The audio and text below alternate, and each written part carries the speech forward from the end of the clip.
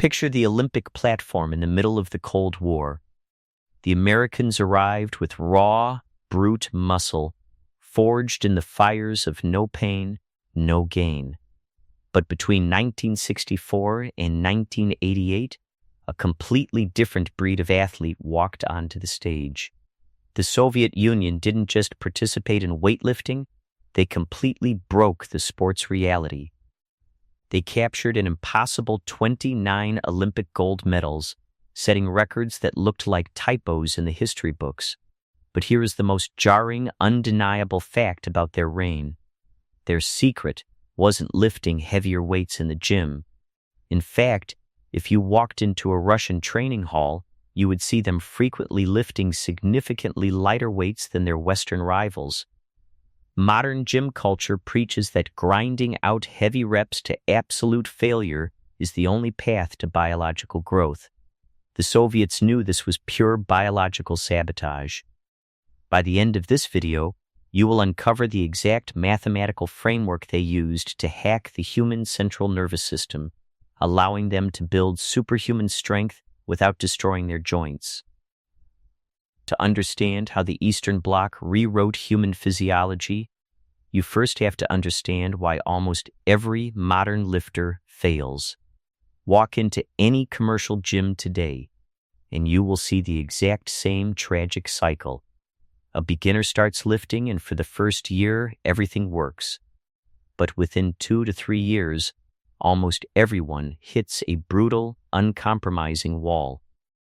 The rapid progress vanishes, replaced by nagging joint pain and a barbell that suddenly refuses to budge. When progress violently stops, the default human response is to simply push harder. We add more weight to the bar, scream for one more agonizing rep, and rely on heavy stimulants just to mask our systemic exhaustion. But this is where the fatal flaw lies. We are confusing physical exhaustion with biological adaptation. We spend all of our time managing our effort, completely ignoring the fact that we should be managing our fatigue. Grinding through a slow, agonizing rep doesn't actually build maximum strength. Instead, it trains your nervous system to move slowly and recover poorly. Every single time you push a heavy barbell set to absolute muscular failure, you are digging a deep neurological hole that your body simply cannot recover from. If trying harder isn't the answer, what exact system did the Soviets use to manipulate human biology into constant, predictable growth? The answer lies in the 1960s, with a Soviet sports scientist named A.S.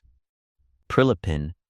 While the rest of the world was obsessing over tearing down muscle tissue to build bigger physiques, Prilepin shifted his focus entirely away from the mirror and toward math and the central nervous system. He systematically analyzed the highly guarded training logs of hundreds of elite Eastern Bloc weightlifters. He tracked tens of thousands of individual lifts, looking for the exact triggers that separated good athletes from untouchable champions. What emerged from this massive data set was a strict mathematical matrix, now legendary in global strength circles as Prilepin's chart. He discovered a highly specific, mathematically restricted zone where optimal strength was built. More importantly, he found the exact biological threshold where training became actively destructive. Prilepin proved that lifting at 90% capacity or higher for too many reps actively degraded motor learning. It didn't make the athletes stronger, it fried their central nervous system and taught their bodies to move poorly under maximum pressure. This massive scientific discovery led to the most counterintuitive reality of the entire Soviet athletic system. The strongest men on the planet spent 70 to 80% of their training time lifting only 70 to 80% of their absolute maximum weight. They rarely, if ever, tested their true one-rep max in training. To the modern gym goer, leaving that much weight off the bar seems like a complete waste of time. But the Soviets understood something fundamental about human physiology. Science dictates that motor unit recruitment The amount of muscle fibers your brain fires off in a single instant is actually optimized when the barbell moves incredibly fast. Legendary super heavyweight Vasily Alexeyev didn't max out every day to build his world record strength.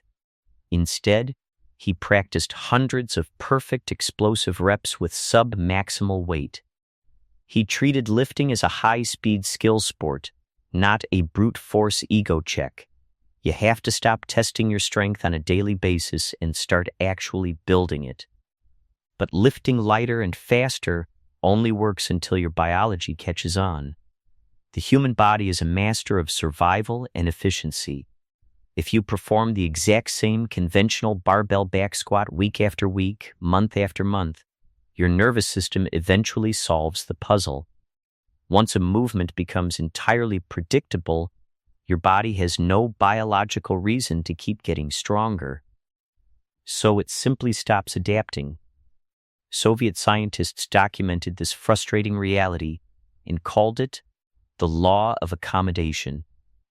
To defeat this, you have to continually manipulate the biomechanics of the movement. By slightly changing the joint angles, the ranges of motion, or the resistance curves, you force your nervous system to continuously solve new motor problems. Elite Soviet teams mastered this concept to effectively eliminate the plateau. They didn't just endlessly repeat standard deadlifts and squats. Instead, they constantly rotated variations, spending 2 weeks pulling from a deficit, then switching to heavy block snatches, and then moving to pause squats. This constant variation is the only way to keep the neurological system awake and growing. Yet even with perfect barbell variation, the Soviets realized a dangerous flaw in standard Western strength programs. They believed that a lifter who only touched heavy weights was fundamentally fragile. To build world record strength that actually lasted, they introduced General Physical Preparedness, or GPP. Think of your physical potential like a massive pyramid. You cannot build the peak of a pyramid any higher without first widening its base. Engaging in rigorous, non-barbell work massively increases your general work capacity and creates the physiological bandwidth required to survive heavier training phases. This is why Soviet heavyweights spent their off-seasons performing gymnastics, sprinting, and running grueling kettlebell circuits to build an unbreakable chassis. But even with an unbreakable base, there is a fundamental paradox in human performance. You simply cannot build maximum strength and display maximum strength at the exact same time. Dr. Yuri Verkhoshansky formalized this reality into a concept known as delayed transmutation. He proved that high-volume training creates systemic fatigue that acts like a heavy blanket over your nervous system, masking your true fitness level. To remove that blanket, the Soviets relied on strict block periodization. They would push fatigue to its limit for 3 consecutive weeks, then drastically drop the workload in the 4th week. Only during this sudden deload did the newly built strength finally reveal itself on the platform. To apply this masterclass in biology to your own training, you must immediately stop the daily grind and restructure your approach to the iron. First, implement the reps in reserve method for every major lift. Instead of taking a set to absolute muscular failure, always leave 1 to 2 clean, technically perfect repetitions in the tank to protect your nervous system. Next, outsmart the law of accommodation by routinely rotating your core compound movements every 3 weeks to keep the neurological stimulus fresh. When you do load the bar heavily, strictly obey Prilepin's math by keeping your total repetitions per workout deliberately low. Finally, dedicate 1 specific day each week entirely to general physical preparedness. Step away from the heavy barbells and invest 20 minutes into dragging a weighted sled or carrying heavy farmer's walk handles to build crucial structural resilience. The Soviet weightlifting machine didn't conquer the world through genetic superiority. Their true secret was absolute discipline over human ego. They understood that ultimate physical power is never built by destroying yourself on the gym floor. It is built by outsmarting your nervous system and managing your recovery. The heavy iron in front of you is simply a precise tool for biological adaptation, not your executioner. Train the nervous system, and the muscles will inevitably follow.